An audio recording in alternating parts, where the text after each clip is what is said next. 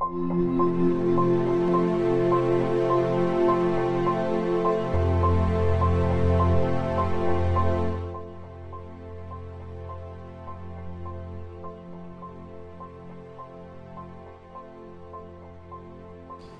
destacaria l'esforç que han fet els investigadors responsables de cada una de les 7 línies de treball i de recerca que té la casa, el Consorci, per fer un consorci de grups de recerca que tindrà durant els propers 2 anys l'objectiu d'aprofundir en la recerca i el coneixement d'aquesta malaltia tan tremenda que tenim ara afectant a la nostra ciutat, que és la Covid-19.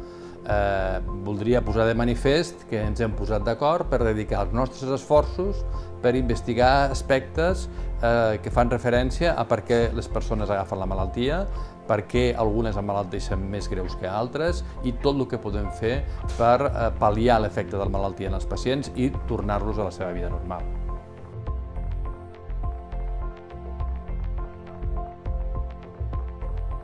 Els objectius són, per una banda, intentar entendre millor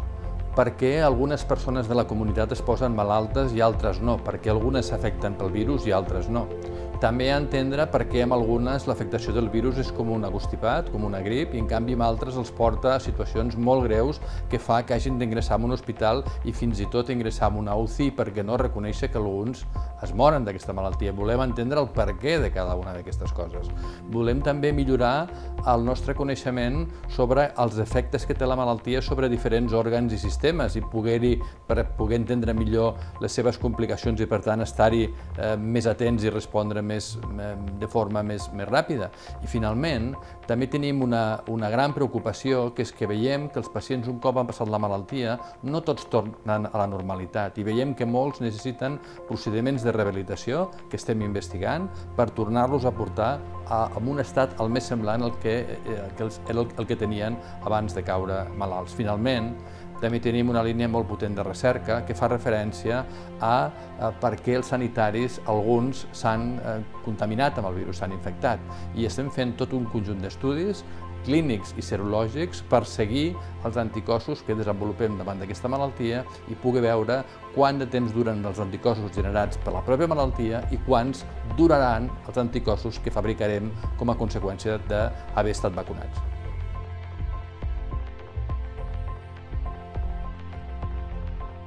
Bé, els resultats, molts d'ells estan en fase de canvi, per tant no et puc donar resultats de molts, però alguns ja els tenim molt clars. Dir-vos que hem après molt en cada una de les onades que ha tingut aquesta pandèmia, que hem vist que els resultats cada cop han millorat. Per exemple, els resultats de supervivència, les estades mitges s'han reduït i, per exemple, algunes línies de la que ja tenim resultats, us podria dir que durant l'estada d'un pacient a la primera onada era freqüent, la mitja era que perdés 10 quilos durant la seva estada a l'hospital. Bé, en aquests moments la mitja, després d'haver introduït una sèrie de tractaments nutricionals,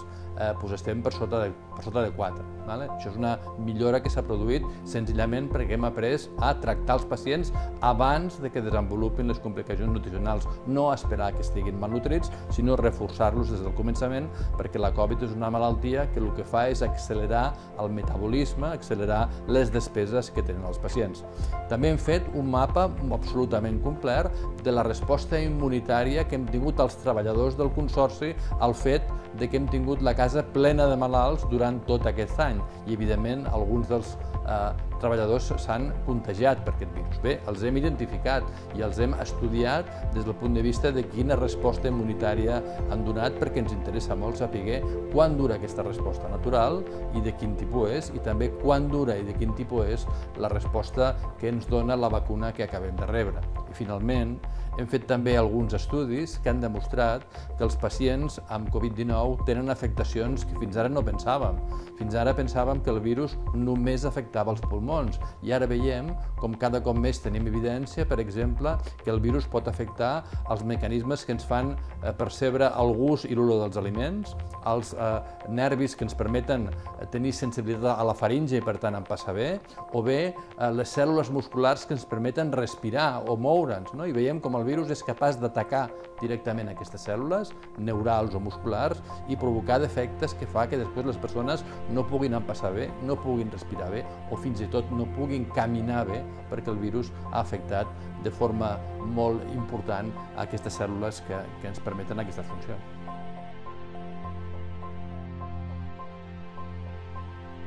Bé, ens ha tocat viure una època que no hem triat tenir una pandèmia. Això no havia passat des de feia pràcticament 100 anys i el que hem de fer és treure el millor de la institució per intentar donar solucions als problemes que té la gent del Maresme. I el que hem fet és de nou consorciar els grups de recerca per posar-los a treballar durant un temps a solucionar la vida de la gent i els problemes que avui ens afecten fan moltes vegades referència a la pandèmia Covid. I aquí estem intentant respondre a algunes preguntes que fins ara no tenen contestació.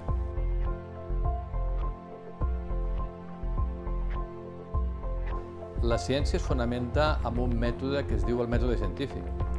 I aquest mètode científic el que permet és que un cop has fet una pregunta i has iniciat el procediment de recerca, aquest procediment pugui ser explicat i pugui ser reproduït per qualsevol persona en qualsevol altre lloc del món. Per tant, et poden verificar els teus resultats. El procediment és senzillament primer observar el que li passa als pacients, el segon és fer una pregunta sobre algun aspecte no solucionat del diagnòstic o del tractament dels pacients, o en aquest cas també dels treballadors de la casa, i aplicar una metodologia que sigui reproduïble, que sigui clara i ben explicada, que sempre es faci de la mateixa manera i recollir uns resultats d'una manera, quasi diria com un notari, que no hi hagi cap dubte que aquell ha sigut el resultat de l'estat de l'evolució del pacient. Un cop tenim aquests resultats, els analitzem de forma estadística i matemàtica. Això ens permet tenir uns resultats i arribar a unes conclusions que discutim, que escrivim en forma d'articles i que discutim amb investigadors de tot el món.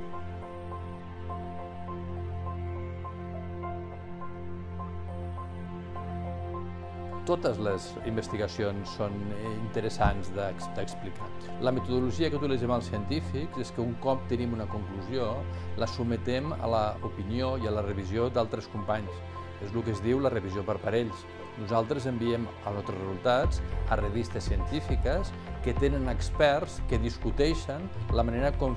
hem fet els experiments o les observacions i que poden opinar de si ho hem fet bé o ho hem fet malament o si ells creuen que els resultats són adequats o són equivocats. Aquest és el procediment. Un cop això s'ha fet, aquella observació, aquella reflexió, aquell resultat passa a formar part d'una cosa que diem o que denominem evidència científica. I l'evidència científica sempre és la base de nous procediments diagnòstics i de nous tractaments. És a dir, del resultat de les nostres investigacions